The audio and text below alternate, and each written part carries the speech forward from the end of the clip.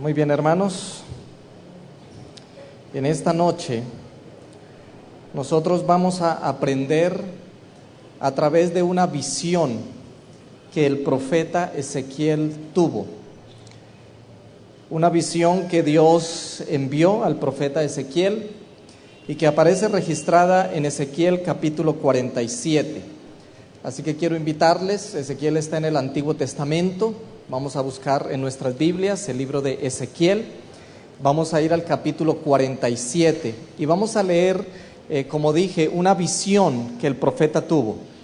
En esta noche, hermanos, yo les voy a pedir que al leer la Biblia procuremos que toda nuestra atención esté en la lectura de la Biblia.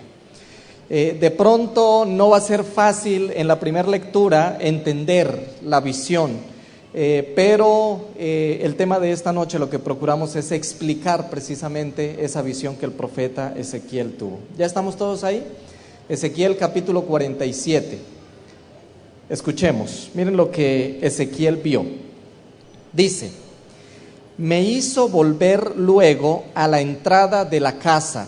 Esto lo está viendo él, es una visión, no es real como tal, sino es una visión que él tuvo.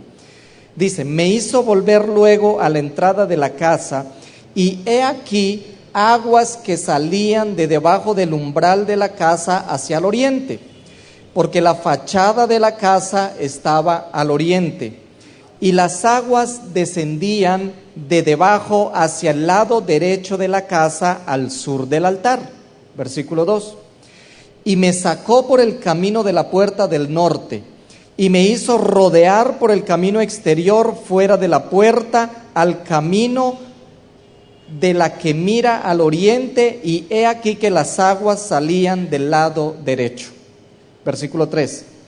Y saliendo el varón hacia el oriente tenía un cordel en su mano, y midió 1000 codos, y me hizo pasar por las aguas, y las aguas me llegaron hasta los tobillos. Y luego midió otros 1000 codos y me hizo nuevamente pasar por las aguas, y ahora las aguas me llegaban hasta las rodillas. Tomó de nuevo el cordel y midió otros 1000 codos y me hizo de nuevo pasar por las aguas, y ahora las aguas me llegaban hasta la cintura. Y midió otros 1000, y era ya un río que yo no podía pasar, porque las aguas habían crecido, aguas para nadar, y el río no se podía pasar sino a nado. Y me dijo: ¿has visto, hijo de hombre?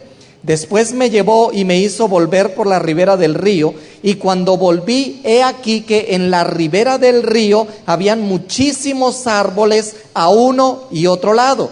Y me dijo: estas aguas salen a la región del oriente y descenderán a la llanura y entrarán en el mar muerto, y entradas en el mar recibirán sanidad las aguas.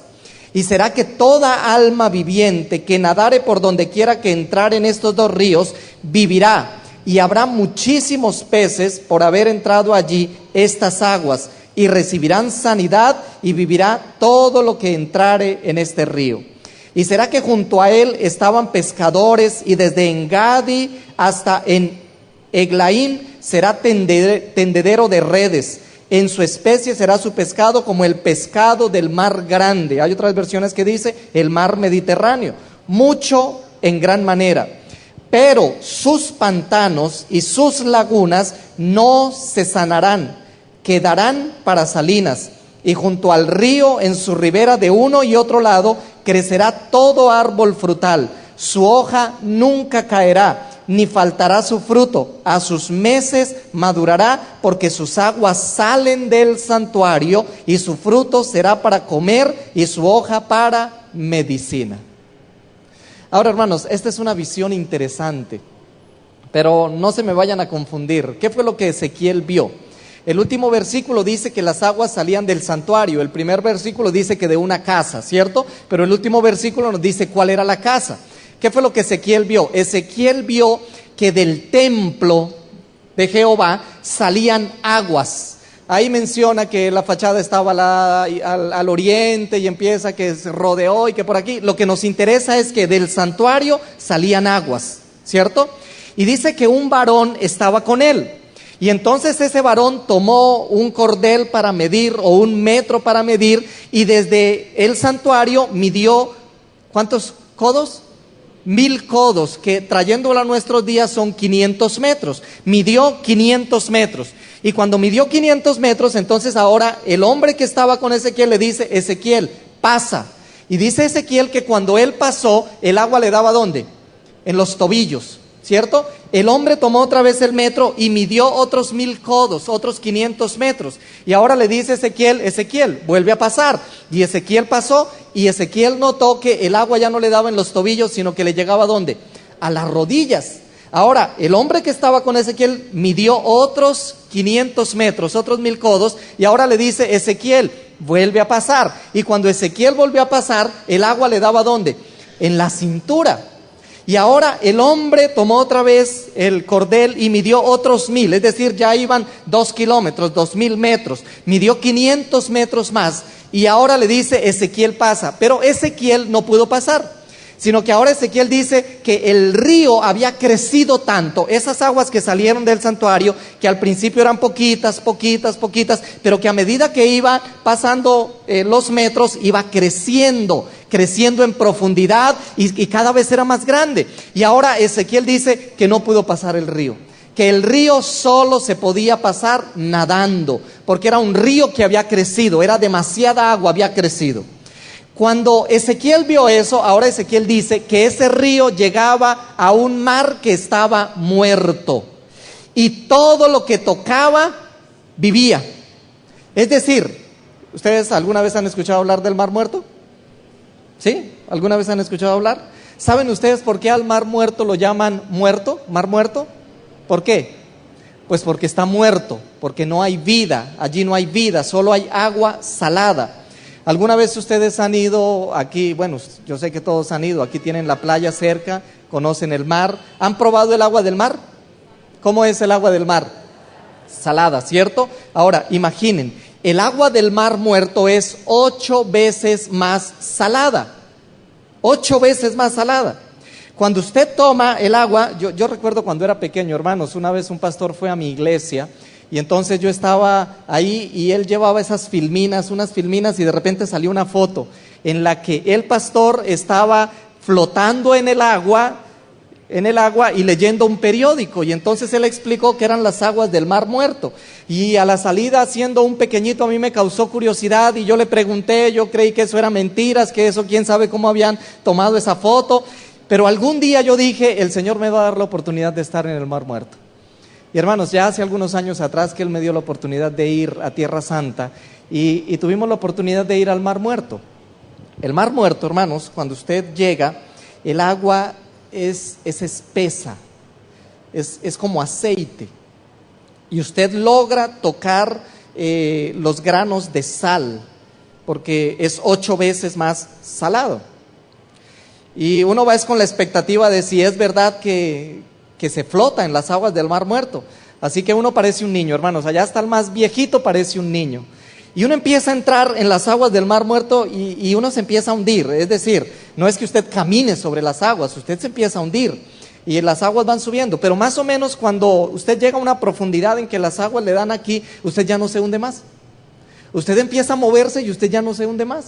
Así que basta con que usted haga un poquito con su cabeza así hacia atrás y automáticamente el cuerpo empieza a flotar y las aguas lo sacan.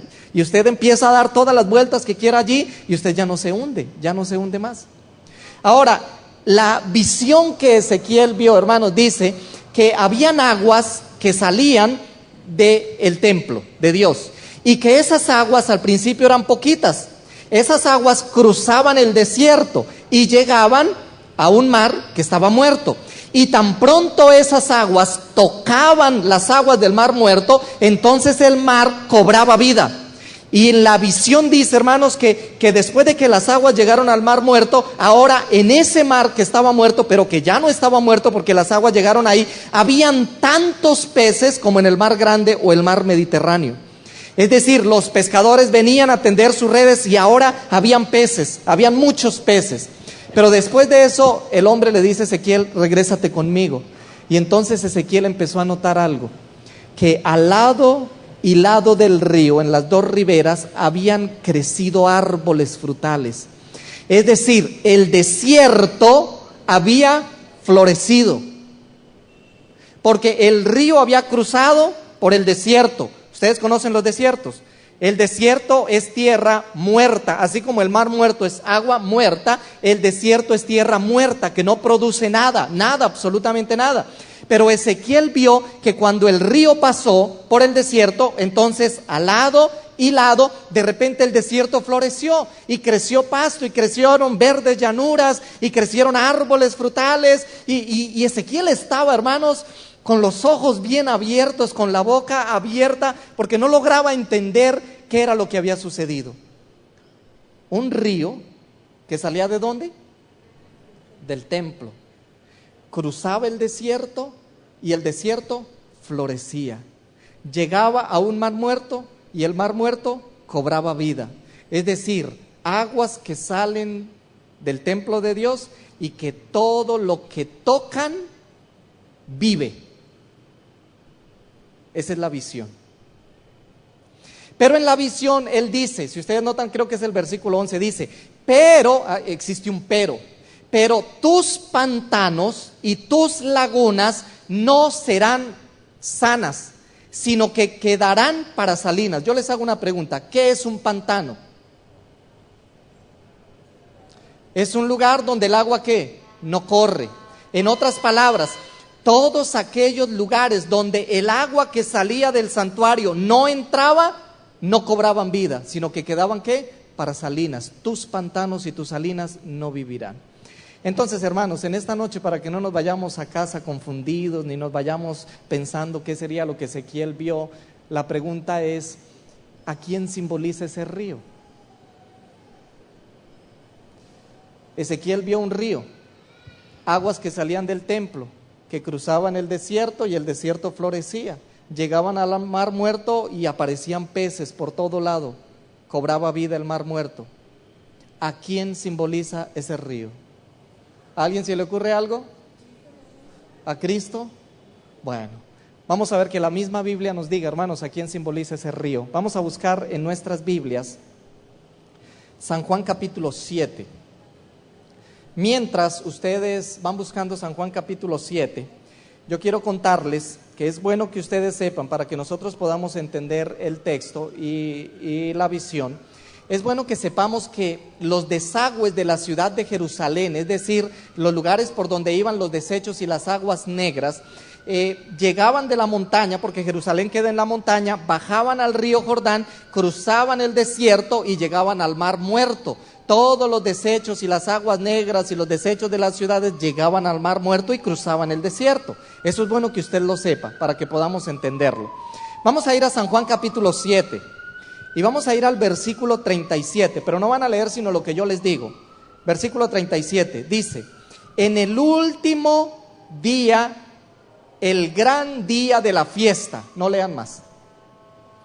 Hay otras versiones que dice, en el último y gran día de la fiesta. Entonces, para poder entender San Juan capítulo 7, tenemos que preguntarnos cuál fiesta. ¿De cuál fiesta está hablando San Juan? No se olviden de la visión, ¿cierto?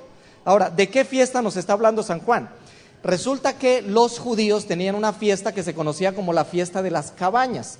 Era una fiesta en que ellos recordaban que el pueblo durante 40 años estuvo viviendo en el desierto en tiendas. Y cómo Dios protegió al pueblo durante 40 años. Así que este pueblo o nación judía durante una semana salía a vivir en cabañas. Era una fiesta ritual que ellos salían a vivir en cabañas. Durante esa fiesta, hermanos, había una ceremonia que se conocía como la ceremonia de las aguas. ¿En qué consistía la ceremonia de las aguas? El sacerdote iba hasta las tiendas donde todo el pueblo estaba durmiendo de una manera ritual, y entonces todo el pueblo se venía con él como en una especie de procesión. Sabemos lo que es una procesión, ¿cierto?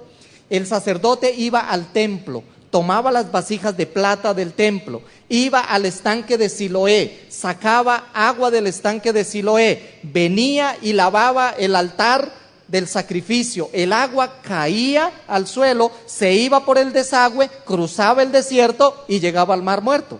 Eso lo hacía todos los días, durante esa semana, todos los días. Pero el último y gran día de la fiesta, el sacerdote hacía lo mismo 8 veces. Es decir, hermanos, iba, traía agua, venía, lavaba, el agua caía, cruzaba el desierto, llegaba al Mar Muerto, volvía al estanque, traía agua y el pueblo iba con él, en ese rito, iba con él 8 veces. Quiere decir, hermanos, que en el último y gran día de la fiesta era el día en que salían aguas del templo que crecían en proporción de lo normal, crecían en proporción, cruzaban el desierto y llegaban al Mar Muerto. Es la misma figura, era la única época en el año en que del santuario salía aguas que crecían y que llegaban al Mar Muerto. Así que esto nos habla, hermanos, de que estamos hablando de lo mismo, una visión que vio Ezequiel, pero luego la ceremonia de las aguas era lo mismo. Ahora sí vamos a entender San Juan capítulo 7. San Juan capítulo 7 dice: en el último día, el gran día de la fiesta, Jesús se puso en pie y alzó su voz diciendo: si alguno tiene sed, venga a mí y beba. El que cree en mí, como dice la Escritura, de su interior correrán ríos ¿de qué? De agua viva. Pero miren el versículo 39. Esto dijo refiriéndose al Espíritu Santo que habrían de recibir los que creyesen en él, porque el Espíritu Santo aún no había sido dado, porque Jesús no había sido aún glorificado. Vuelvo a hacer la pregunta, hermanos: ¿a quién simboliza ese río? ¿A quién simboliza? Al Espíritu Santo. El mismo Señor Jesús lo explicó. Él mismo dijo: miren, en el último y gran día de la fiesta, Jesús se puso en pie y habló y dijo: ¿por qué no lo hizo el primer día? ¿Por qué no lo hizo el segundo? ¿Por qué lo hizo el último día? Porque el último día era el día que salía agua en más proporción, cruzaba el desierto y llegaba, que es la visión de Ezequiel. Y entonces Jesús dijo ese día que esas aguas se referían ¿a quién? Al Espíritu Santo. Hermanos, al Espíritu Santo. ¿Saben que en torno al tema del Espíritu Santo existen muchas ideas raras? Hay muchas personas que dicen que el Espíritu Santo es una fuerza. Hay otras personas cristianas que dicen que el Espíritu Santo es una energía. Otras personas dicen que el Espíritu Santo es el poder de Dios. Otras personas se refieren al Espíritu Santo como si el Espíritu Santo fuese el mismo Jesús. Existen diferentes posiciones. Miren, hay muchos que piensan que el Espíritu Santo no es un ser como tal. Ahora, hermanos, ¿qué creemos nosotros como iglesia adventista? El Espíritu Santo es la persona, la tercera persona de la deidad, ¿cierto? Por eso nosotros creemos en el Padre, creemos en el Hijo y creemos ¿en quién? En el Espíritu Santo, la tercera persona de la deidad. Una persona igual que el Padre, igual que el Hijo, diferente al Padre y diferente al Hijo. De por sí, hermanos, aquí está hablando Jesús, y Jesús dice que Él estaba diciendo esto refiriéndose ¿a quién? Al Espíritu Santo, o sea que no se estaba refiriendo a Él mismo. En alguna ocasión, en Hechos, el Señor Jesús, cuando iba a ascender al cielo, le dice a todos los discípulos que estaban allí, les dice: miren, les conviene que yo me vaya. Eso es increíble, hermanos, porque ¿qué más le convendría a uno que estar al lado de Cristo Jesús? ¿Qué más le convendría a los discípulos que Jesús permaneciera con ellos?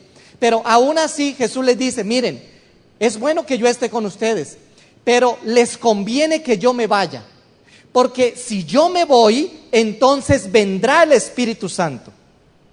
O sea que Jesús estaba hablando de una persona diferente a Él, porque si Él se iba, para que el Espíritu Santo viniera, es una persona diferente a él. Es una persona con todas las características. La Biblia dice que el Espíritu Santo clama con gemidos indecibles. Así que, hermanos, el Espíritu Santo es la tercera persona de la deidad. La Biblia dice que el Espíritu Santo es Dios, que no es una fuerza, no es una energía, que es verdad que en Hechos se manifestó a través de lenguas de fuego, ¿cierto? Es la manera como la Biblia dice, que en ocasión del bautismo de Jesús se manifestó a través de una paloma que descendió sobre Jesús y se manifestó de diferentes formas en la Biblia. Pero según la Biblia, hermanos, es Dios, es una persona diferente a Jesús, es una persona diferente al Padre, y su labor es una labor específica. El Espíritu Santo, ¿por qué Jesús dijo, les conviene que yo me vaya? ¿Por qué Jesús dijo, es bueno que yo me vaya y que Él venga? ¿Saben por qué? Porque cuando Él venga, dijo Él mismo, los convencerá de pecado. El Espíritu Santo, hermanos, tiene la labor de tocar el corazón de los seres humanos. Esa es la labor del Espíritu Santo. Es el Espíritu Santo el que habla, hermanos, el que habla al corazón de los seres humanos. Y cuando nosotros hablamos de la obra del Espíritu Santo, hermanos, es parecido a ese río que crecía. Porque cuando el Espíritu Santo empieza a hablar al corazón de una persona, a veces es como si el agua apenas llegase ¿dónde? A los tobillos. Pero si no cerramos nuestro corazón y el Espíritu Santo sigue hablando, es como si fuese creciendo y un día va a llegar a nuestras rodillas. Y si seguimos ahí escuchando y el Espíritu Santo sigue hablando, un día crecerá hasta nuestras cinturas. Y el día, hermanos, que la voz del Espíritu Santo llegue a nuestro corazón, usted y yo ya no podremos más. Caeremos de rodillas delante de Él para decirle, Señor, aquí estoy. El Espíritu Santo es el que habla. El Espíritu Santo es el que nos convence de lo que es bueno y de lo que es malo. ¿Alguna vez ustedes han escuchado una vocecita por ahí que les dice qué es bueno y qué es malo? Y entonces los seres humanos, tratando de explicar qué es esa vocecita, la han llamado la voz de la ¿qué? De la conciencia. Pero hermanos, todavía ningún médico me ha logrado decir dónde la conciencia tiene una voz o tiene una boca que habla. Porque eso que nosotros llamamos como la voz de la conciencia no es otra cosa que la voz del Espíritu Santo que habla al corazón de los seres humanos y que nos hace sentir en el corazón que es bueno, que es malo, y que está con nosotros. Desde que Jesús se fue, Él está con nosotros. Él está con nosotros y no se ha ido, hermanos. No se ha ido, porque su trabajo es, valga la redundancia, es trabajar en la vida del ser humano, es cambiar al ser humano, es hacer que las cosas cambien. Mire, es el Espíritu Santo el que nos transforma. Eso no es un asunto mío, eso no es que los seres humanos cambiemos de un momento para otro, es el Espíritu Santo el que transforma la vida de los seres humanos. Miren, yo vi a mi madre durante muchos años sufrir por causa de mi padre. Yo soy de mis hermanos, de los varones, el mayor. Así que muchas veces mi mamá me enviaba, cuando llegaba, ya empezaba a oscurecer, ella me decía, hijo, vaya a buscar a su papá a ver dónde está. Y yo me iba a buscar a mi padre de cantina en cantina, de cantina en cantina, hasta que lo encontraba consumiendo licor con sus amigos. Y entonces empezaba a rogarle, empezaba a rogarle que nos fuéramos. Y él empezaba así, ya hijo, ya voy, y ahí seguía, hermanos, y muchas veces llegaba hasta que yo me dormía. Muchas veces vi a mi madre sufrir por mi padre. Muchas veces vi a mi mamá creer que mi papá ya no tenía esperanza. Muchas veces vi a mi mamá hacer planes de separarse de mi padre. Muchas veces vi a mi mamá hacer las maletas para irse de la casa y decir, ya no me aguanto más a este hombre. Fueron 28 años, hermanos, que mi mamá duró al lado de mi padre, sin mi padre entregar su vida al Señor. Pero como yo les conté un día atrás, hermanos, yo agradezco hoy a mi madre que no se dio por vencida. Yo agradezco a mi mamá que entendió que el Espíritu Santo hablaba poco a poco y que cuando el Espíritu Santo empieza el trabajo en la vida de una persona, el Espíritu Santo terminará ese trabajo, hermanos, lo terminará. El Espíritu Santo seguirá hablando, y si no ha sido en esta ocasión, o no es hoy, o no es mañana, pero el Espíritu Santo seguirá hablando y seguirá hablando y seguirá hablando. Y un día, cuando llegue al corazón de cada uno de nosotros, hermanos, wow, nuestro corazón va a explotar, hermanos. y no podremos más. Y cuando el Espíritu Santo llegó al corazón de mi padre, entonces él dejó sus conceptos a un lado, dejó sus preconceptos y sus prejuicios, dejó a un lado el qué dirán y el qué pensarán. Los sobrinos de mi padre le decían: mire tío, si usted se llega a bautizar en esa iglesia, si usted se llega a volver hermanito, la próxima vez que nos lo encontremos, vamos a tomar una cerveza y se la vamos a echar en la cabeza si no nos la recibe. Y entonces, aún así mi padre entregó su vida al Señor. Él dijo: ¿qué me importa lo que los demás digan? Y entregó su vida al Señor. Y cuando su familia quiso irrespetarlo, entonces él se sostuvo firme y su familia aprendió a respetarlo. Y hoy día lo respetan. Y hoy día mi padre es un excelente hombre en las manos de nuestro Dios. Queridos, durante 2 semanas yo he estado aquí hablándoles a ustedes. Durante 2 semanas hemos utilizado textos de la Biblia, historias de la Biblia, hemos utilizado 1000 formas para tratar de decirles a ustedes cuánto Dios les ama y los planes que Dios tiene para ustedes. Saben, hermanos, lo único que el Espíritu Santo, al igual que Dios, no puede hacer es obligarnos. Porque si ustedes recuerdan el ejemplo que colocamos del agua, hermanos, es similar con el Espíritu Santo. El agua, hermanos, no nos va a beneficiar en nada más que hablarnos. El agua del Espíritu Santo nos habla, hermanos, y nos habla. Pero solo podrá hacer algo en nuestra vida cuando el Espíritu Santo esté dentro de nosotros. Solo podrá transformar nuestros corazones, nuestras mentes, nuestros hábitos, nuestra vida y todo eso malo que nosotros no gustamos de nosotros mismos cuando esté dentro de nosotros. El Espíritu Santo, hermanos, es vital en la salvación de una persona. Es imposible que una persona llegue al reino de los cielos sin tener al Espíritu Santo en su corazón.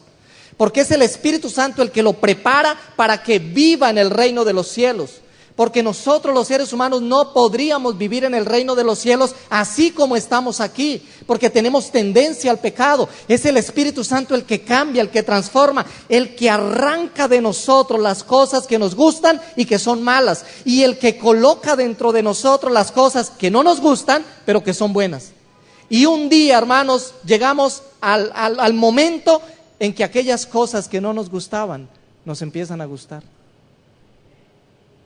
Y en que aquellas cosas que nos gustaban pero que no le agradan a Dios, empezamos a detestarlas. Y eso es lo que hace ¿quién? El Espíritu Santo. Pero la pregunta es, hermanos, ¿y cuándo se recibe el Espíritu Santo? Porque, hermanos, en torno a eso también hay muchas teorías, hay muchas cosas que se dicen.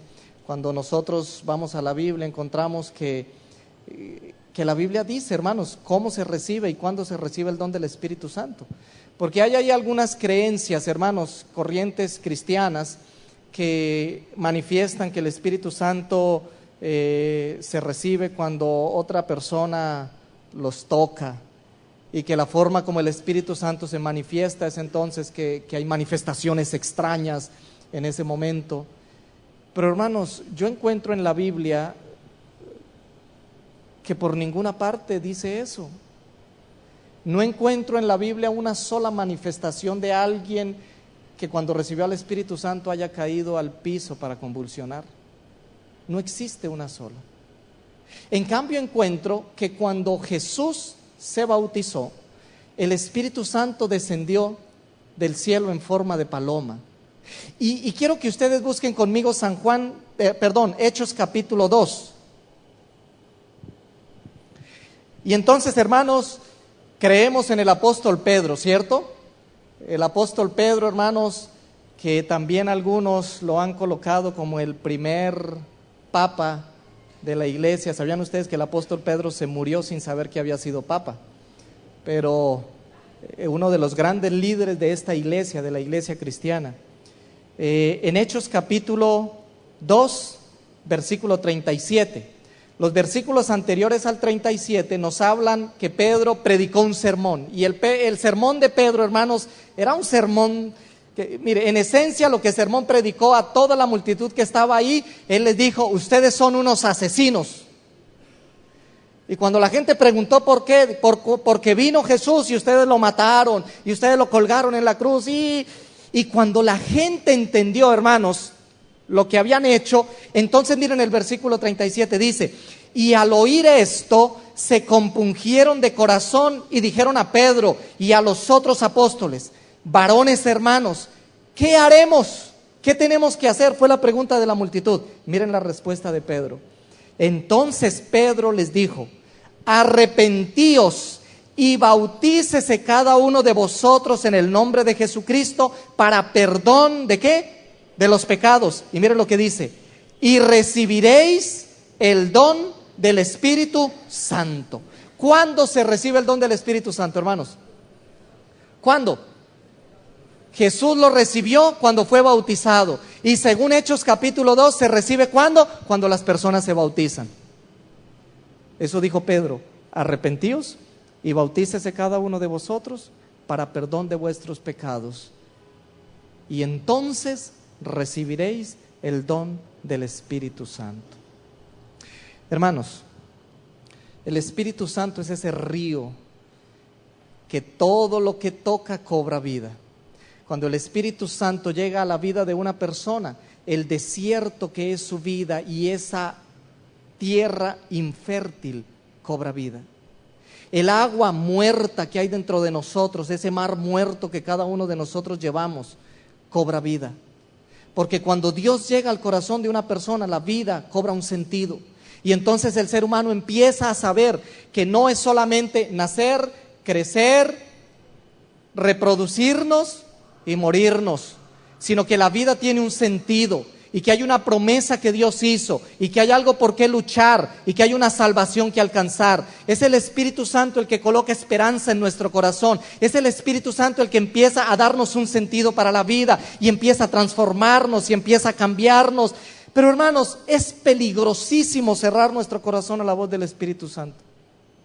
Cuando nosotros escuchamos la voz del Espíritu Santo y nos quedamos ahí y no obedecemos y no hacemos la voluntad de Dios y la escuchamos, hermanos, miren, a veces el Espíritu Santo habla tan fuerte que hasta lloramos, pero aún así decidimos no hacer nada, no compromisos, nada de nada. Es peligrosísimo cerrar, hermanos, la voz, nuestro corazón a la voz del Espíritu Santo. ¿Saben por qué? Miren, ¿cuántos de ustedes creen que Dios es amor? ¿Cuántos de ustedes creen que Dios perdona todos los pecados? Todos. Ok, qué bueno. ¿Sabían ustedes, hermanos, que la Biblia dice que hay un pecado que Dios no perdona? Y la Biblia dice específicamente cuál es el pecado que Dios no perdona. Dios dice que el único pecado que es imperdonable es la blasfemia contra el Espíritu Santo. Es el único pecado que es imperdonable. Ahora, ¿qué es la blasfemia contra el Espíritu Santo? Blasfemar no es hablar mal de nadie, blasfemar es rechazar. ¿Qué es eso de blasfemar contra el Espíritu Santo? Miren, Dios no perdona ese pecado, no porque no lo pueda perdonar, sino porque una persona que ha cometido pecado contra el Espíritu Santo no pide perdón. El único pecado que no se perdona es el que no se confiesa. Pero yo quiero explicarles cómo es. Mira, es el mismo efecto que se produce en la vida de alguien que roba. Es un ejemplo, de un ladrón. ¿Ustedes se imaginan cómo sería la primera vez que un ladrón robó? Yo me imagino que estaba nervioso, yo me imagino que estaba asustado, me imagino que bueno, dijo: me van a pillar, y me cogen, y si me cogen, y estaba que se moría, pero la primera vez que robó, algo en su corazón le decía: mira, estás haciendo mal. Algo en su mente y en su corazón le decía: vas por un camino errado, estás haciendo mal. Pero cuando el ladrón vuelve a robar, él cierra su conciencia a esa voz. Vuelve a robar, vuelve a cerrar, vuelve a robar. Cuando el ladrón se habitúa a robar, ya no siente nada en su conciencia, sino que ahora se siente el más hábil, se siente el mejor, se siente cómo es de vivo, cómo es de extraordinario, porque se habituó. Eso se llama, hermanos, según la psicología, cauterizar la conciencia. Es cuando nos hemos acostumbrado a hacer algo malo tantas veces que se convirtió en un hábito y que ya no lo vemos como malo. Lo mismo sucede, hermanos, cuando cerramos nuestro corazón al Espíritu Santo. Porque el Espíritu Santo habla a nuestro corazón y nosotros cerramos. Él sigue hablando, volvemos a cerrar. Sigue hablando, volvemos a cerrar. Sigue hablando, volvemos a cerrar. Pero cada vez que cerramos nuestro corazón y no tomamos decisiones y no nos comprometemos, la voz del Espíritu Santo se escucha menos. Y se escucha menos. Y se escucha menos. Y se escucha menos.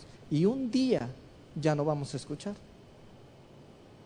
Un día, aunque el mismo Dios viniera a gritarnos a nosotros en nuestra presencia, no escucharíamos, porque nos habituamos a decirle al Espíritu Santo que no, al punto de que ya no hay esperanza.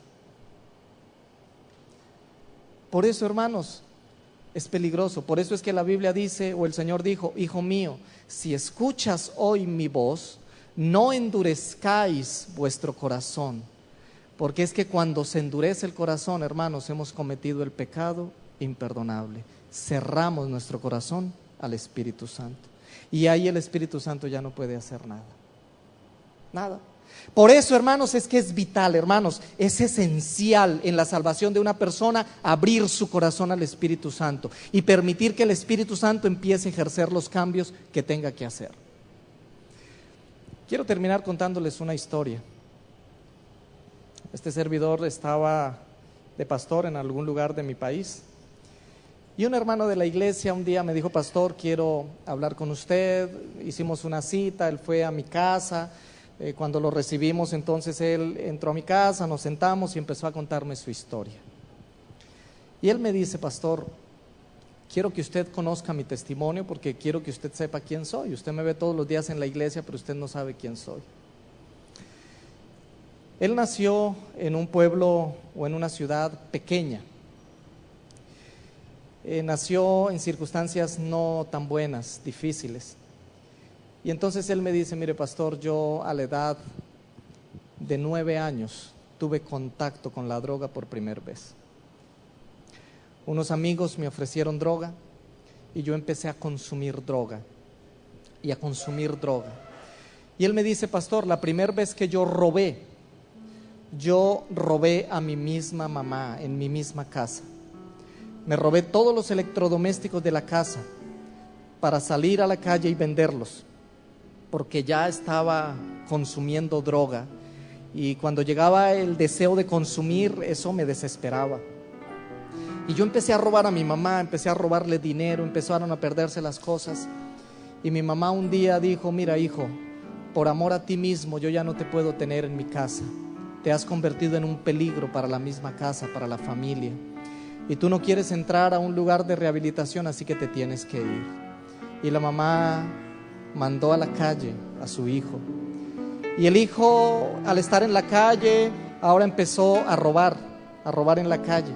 En mi país se conocen como carteristas o raponeros, es decir, aquellos que están viendo quién se descuida para robarlo, quitarle las cadenas, quitarle el celular, quitarle la cartera. Y él se dedicó a eso y a su vida de consumir droga. Y ahí empezó y pasaron los años y pasaron los años y pasaron los años. Como robar es un delito menor, a este hombre cada rato la policía lo tomaba preso, pero como era un delito menor, no eran cuantías mayores, entonces lo dejaban libre. Y esa era la vida de él: entrar a la cárcel, salir, entrar unos días, unas horas, salir, seguir robando, consumir, robar, consumir. Pero resulta que un día la policía de ese lugar, porque no era tan grande, estaba tan aburrida con ese hombre que le dijeron: mira, el día que te volvamos a encontrar, ya no te vamos a traer, sino que te vamos a dar una paliza que te vas a acordar toda la vida. Lo amenazaron. Así que este hombre sintió temor, sintió miedo y dijo: no, yo no quiero que me vayan a matar de una golpiza. Así que entonces decidió viajar a la ciudad de Bogotá, la capital de nuestro país.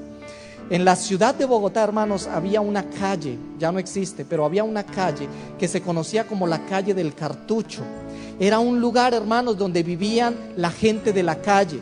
Pero esa gente de la calle dormía en el piso y en el frío de Bogotá, vivían ahí, consumían droga, totalmente perdidos en el vicio. salían para robar a los carros, los espejos y todo en la calle, para regresar a ese lugar por cualquier peso y seguir consumiendo. Comían de la caneca, de la basura que los demás tiraban, de eso comían.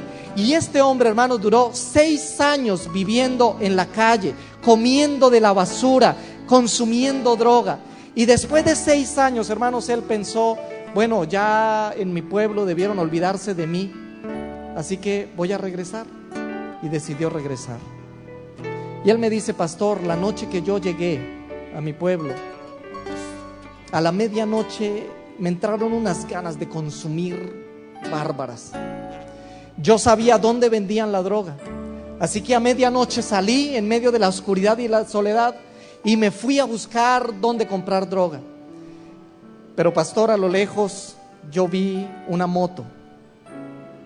Y a medianoche una moto por ahí, hermanos, en medio de la soledad, ¿es qué? La policía. Y entonces cuando él vio esa moto, él se acordó de la amenaza que le habían hecho y entonces dijo: es la policía, y empezó a correr. Y los de la moto lo alcanzaron a ver a lo lejos corriendo, a una persona corriendo, así que efectivamente era la policía. Lo alcanzaron, lo encontraron con droga, le dieron una paliza y esa fue la bienvenida que le dieron a este hombre al pueblo. Pero él siguió consumiendo, siguió robando y ahora se especializó. Se convirtió en un apartamentero. ¿Saben lo que es eso, cierto? Es decir, alguien que ya no roba en la calle, sino que se mete a las casas, a los apartamentos a robar. Y así empezó y volvió a su vida habitual, hasta un día que en uno de sus robos hubo un herido. Y entonces el delito pasó de ser un delito menor a ser un delito con lesiones personales. Y parece que el herido se complicó y todo. El hecho es que a este hombre lo tomaron preso y lo colocaron 6 años en la cárcel. Cuando él estaba en la cárcel, los hermanos de la iglesia empezaron a visitar la cárcel. Y entonces él dice: mire, pastor, yo recibí estudios bíblicos y les pedí que me regalaran una Biblia, pero yo no estaba interesado en aprender de la Biblia. Yo estaba interesado en el papel de la Biblia, porque el papel de la Biblia es un papel que no es comercial, no se consigue en cualquier parte. Y es un papel que, miren, yo arrugo mi Biblia así, luego hago esto, cierro la Biblia y mañana no voy a saber cuál fue la que se arrugó. Es decir, es un papel especial. Entonces él me dice: pastor, es un papel ideal para armar cigarrillos de droga. Así que yo recibí una Biblia estando en la cárcel para armar cigarrillos de droga. Y cada vez que los hermanos venían, yo los recibía, pero porque me traían pan, porque me traían de comer, porque me venían a visitar. Y cuando me decían: ¿y su Biblia? Ay, la dejé en la celda. Pero yo la utilizaba para consumir droga. Y así pasó el tiempo, pastor, hasta un día que estaba totalmente drogado, perdido. Y él dice, yo creo que debió ser Dios el que le habló, porque él me decía: pastor, no he encontrado ese versículo, pero yo encontré en un pedazo de papel ya medio quemado, encontré que algo me hablaba a mí, encontré las letras que me decían: mira, fulano de tal, hay esperanza para ti, todavía no has caído tan lejos, a pesar de que has cerrado tu corazón, pero el Espíritu de Dios ha empezado a hablar a ti.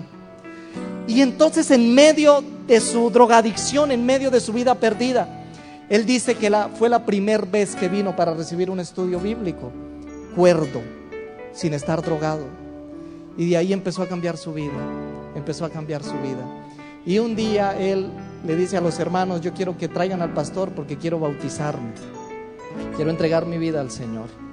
Así que el pastor fue, lo bautizaron y el tiempo pasó. Él siguió estando en la cárcel, siendo un adventista, pero un día llegó el momento de salir de la cárcel. Y cuando él iba a salir de la cárcel, entonces los hermanos empezaron a sentir temor, porque los hermanos conocían la historia de él, los hermanos sabían la vida pasada de él. Y entonces él me dice: pastor, cuando yo salí y vine a la iglesia, nadie me invitaba a su casa, nadie me invitaba a almorzar, ni a comer, ni nada a su casa. Yo llegué en una soledad tremenda a la iglesia, iba, me sentaba y así como llegaba, así me iba. Todo el mundo me tenía como temor, como miedo. Pero hermanos, a este muchacho le empezó a gustar la hija del primer anciano de la iglesia. Y resulta que este muchacho no había ido a la escuela, hermanos, no había estudiado nada. Y la hija del primer anciano, del líder máximo de la iglesia, estaba en su último semestre de universidad. Hermanos, el padre de esta muchacha casi se traslada de iglesia, hermanos, porque él no podía aceptar cómo un hombre así, que acababa de salir de la cárcel, iba a estar cotejando a su amada hija.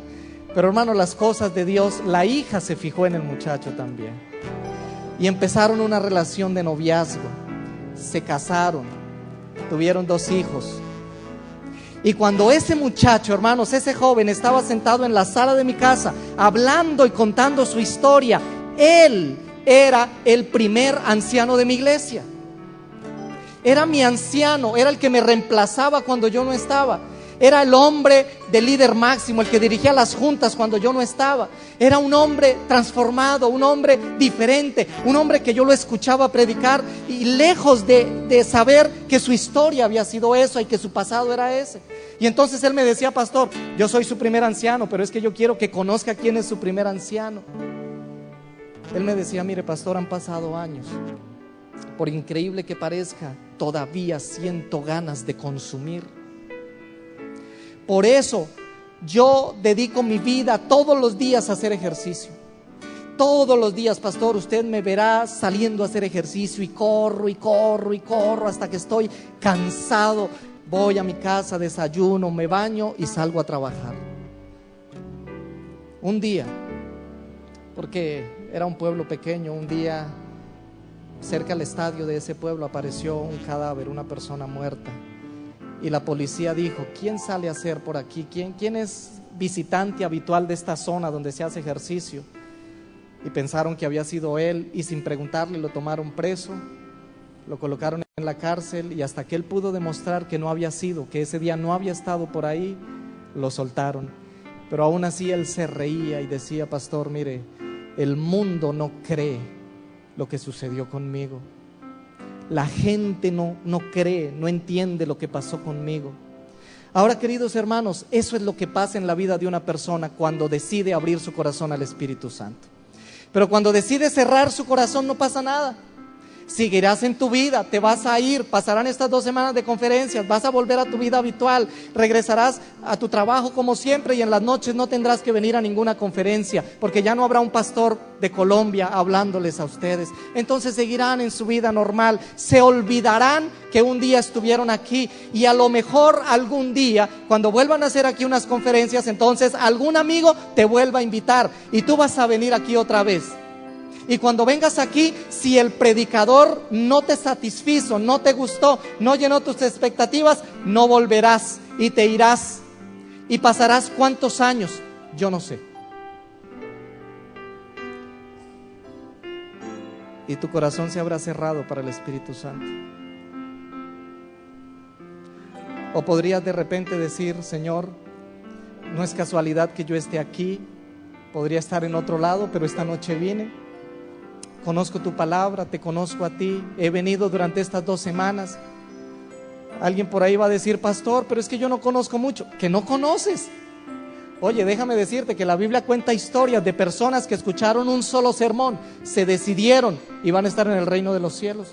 Pero tú no has escuchado uno, has escuchado ya como 14 o 15 sermones los que han estado viniendo habitualmente. Has escuchado mucho, lo que falta es que decidas. Lo que falta es que tengas en tu corazón una decisión para el Señor y que le digas al Señor: Señor, ya, no quiero más, no quiero seguir, no quiero cerrar mi corazón más a ti, porque es peligroso cerrar el corazón a la voz del Espíritu Santo. Y yo quiero decirte en esta noche que el Espíritu Santo quiere hablar una vez más a tu corazón. Que hoy el Espíritu Santo tiene una invitación más.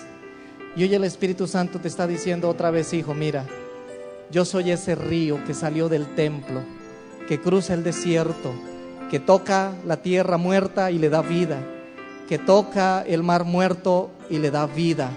Yo soy ese río que tocará tu vida insípida y la transformará en un vino de alegría. Soy ese río que llegará a tu vida y resucitará el muerto que hay dentro de ti. Y no te preocupes, no pienses que vas a fallar, porque ahora es responsabilidad del Espíritu Santo transformarte, cambiarte y poner tu vida en armonía con Dios para que puedas ir al reino de los cielos. Pero eso si abres tu corazón al Espíritu Santo. Eso si quieres decirle hoy, quiero recibir el don del Espíritu Santo. Y el don del Espíritu Santo se recibe, ya dijimos, ¿cuándo? Pastor, ¿usted por qué insiste tanto con bautizarte? Es que yo no puedo venir a la iglesia así sin bautizarme. Pues hermanos, tristemente sí puedes venir, pero no pasa nada. Pasará algo cuando te comprometas con el Señor. ¿Por qué? No porque yo lo digo, porque la Biblia lo dice. San Marcos 16:16 dice: el que creyere y fuere bautizado será salvo, mas el que no creyere será condenado. Entonces, pastor, ¿es necesario bautizarme? Sí. Es que el bautismo, hermanos, es apenas el primer paso en la vida de un cristiano. No es el último, es el primero. Es apenas empezar e iniciar una vida hacia el reino de los cielos. Queridos, yo quiero preguntar en esta noche: ¿hay entre nosotros alguien que hasta hoy ha estado cerrando su corazón a la voz del Espíritu Santo? Pero estás ahí sentado y sabes que la has escuchado. Has escuchado la voz. Has escuchado una invitación.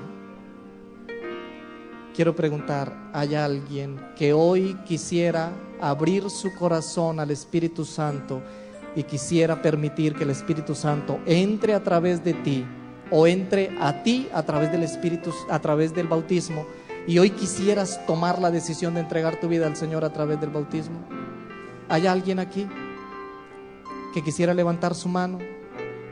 Quisiera decir: pastor, aquí estoy, ya no quiero luchar más con la voz de Dios a través del Espíritu Santo, y hoy quiero tomar mi decisión. Hermana, Dios la bendiga. ¿Quisieras venir aquí? Quiero orar por ti. Dios la bendiga, mi hermano. ¿Cómo es su nombre? Alicia. Dios te bendiga, Alicia. Voy a pedirle al pastor que venga aquí para que abrace a Alicia, y voy a dedicar un minuto más para invitar. ¿Hay alguien que quiere unirse a Alicia y quiere hoy creerle al Señor, creer que Dios puede, creer que el Espíritu Santo puede hacerlo, y quisieras tomar una decisión hoy? ¿Quisieras venir aquí tomando la decisión de entregar tu vida al Señor? Hay una pareja. Dios los bendiga, Dios los bendiga. Yo sé que no es fácil, hermanos. Yo sé que no es fácil. Esto es una lucha, es una batalla. Así ha sido siempre. Es una batalla espiritual. Pero Dios está aquí para garantizarte la salvación. ¿Hay alguien que se quiere unir a estas tres lindas personas en esta noche? ¿Quiere venir aquí? ¿Quiere decir: Señor, aquí estoy? Tengo dudas, pero aquí estoy. Tengo problemas, pero aquí estoy. ¿Alguien? Yo sé lo que estás sintiendo. Pero voy a tomar un minuto para contarte.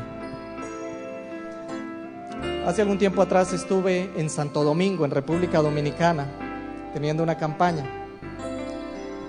Durante las 2 semanas asistió un joven. Me acuerdo de él porque era un joven fornido, con los hombros anchos, fuerte. Todo el mundo en la iglesia le decía de cariño Sammy.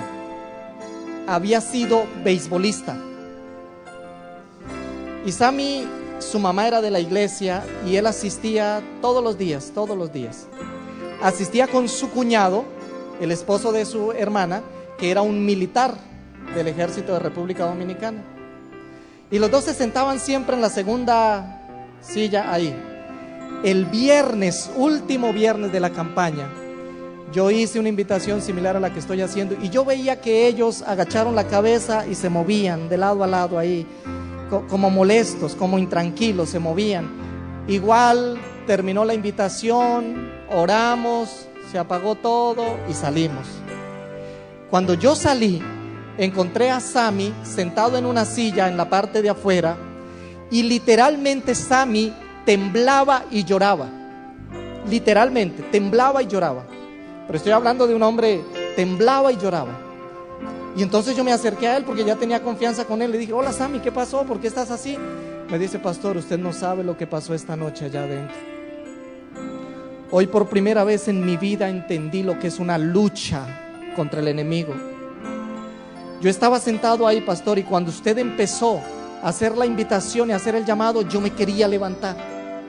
Y al principio yo sentía que algo no me dejaba levantar. Y yo me quería levantar, pero algo no me dejaba levantar.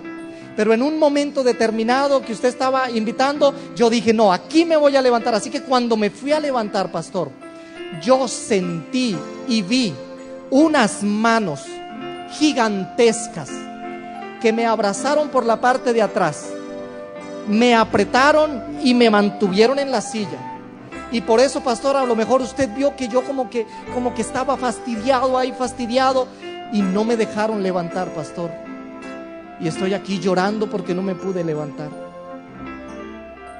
Y entonces él me dice, pastor, por primera vez entendí que el diablo es real, que no es un cuento de hadas, y que no está interesado en que tomemos decisiones. Y entonces él dijo, pastor, no me pude levantar, pero quiero que mañana usted me bautice. Y entonces cuando él me está diciendo eso, llegó su cuñado. Y cuando el cuñado llegó y escuchó lo que Sammy estaba diciendo, ahora el cuñado se sentó y empezó a llorar, un militar. Y me dice, pastor, yo no dije nada porque soy un militar y porque creí que era el único que lo había sentido y pensé que era superstición mía. Pero pastor, yo estaba sentado al lado de él y sentí exactamente lo mismo. Entonces, hermanos, esto es más real de lo que nosotros creemos. No es un asunto espiritualita ahí de una iglesia no. Es la salvación de los seres humanos. Es la vida real que nos ha tocado vivir. Y es una lucha entre el bien y el mal, entre aceptar a Jesús o rechazarlo, entregar nuestra vida a Él o esperar para mañana y no saber qué va a pasar con nosotros mañana. Por eso vuelvo a invitar por última vez. Hay alguien que en esta noche siente en su corazón el deseo de entregar su vida al Señor y asumir un compromiso con Él para recibir el don del Espíritu Santo y nacer de nuevo para que sus pecados sean perdonados a través del bautismo. ¿Quisieras tomar tu decisión y quisieras venir aquí? ¿Hay alguien? Ok, hermanos. Mira, lo maravilloso de esto es que Dios te ama tanto que Él te va a seguir esperando.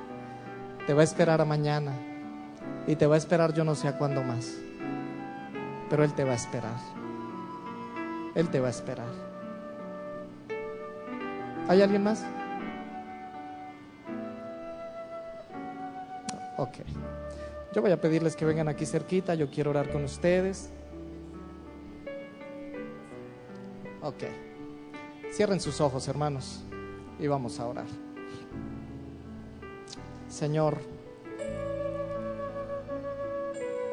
¿por qué será tan difícil aceptar el llamado que tú nos haces?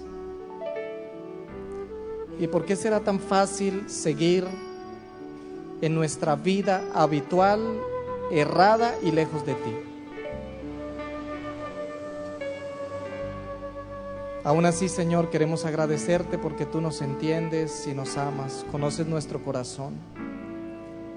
Y estas lindas personas que están aquí, Señor, noche tras noche, han venido a este lugar para escuchar tu palabra. Hoy es la penúltima noche, Señor, y hay lindas personas que han pasado aquí al frente, aceptando la invitación que tú les has hecho. Señor, yo quiero pedirte que a ellas las bendigas muy especialmente, que selles su vida para el reino de los cielos, que si llegan problemas, tú puedas estar por encima de esos problemas, que no se dejen llevar por los prejuicios, ni por el qué dirán, ni por el qué pensarán, que no se dejen llevar, Señor, por lo que los demás dicen, sino que ellos entiendan que es una invitación y un llamado que tú les estás haciendo y que tú eres el creador de todo cuanto existe. Pero también hay lindas personas que podrían hacerlo, Señor, pero todavía no te aman tanto. Todavía el Espíritu Santo no ha llegado a su corazón. A lo mejor apenas va en sus rodillas, a lo mejor apenas va llegando a su cintura. Pero de aquí a mañana, Señor, el Espíritu Santo puede llegar a su corazón. Y entonces ellos van a venir. Por eso yo te quiero pedir que los sigas amando y que los sigas esperando. Y que en esta noche les ayudes a entender que no hay salvación fuera de Cristo Jesús. y que solamente si aceptamos a Jesús y venimos a Él, tendremos una oportunidad de estar en el reino de los cielos. Ahora que salimos, rogamos tu bendición y rogamos que bendigas a esta iglesia, a cada persona que ha venido hoy, y que al salir nos des la seguridad de que tu Espíritu Santo está en nosotros y que es una realidad en nuestras vidas. Llévanos con bien y bendícenos. En el nombre de Jesús lo pedimos. Amén, Señor. Amén. Amén.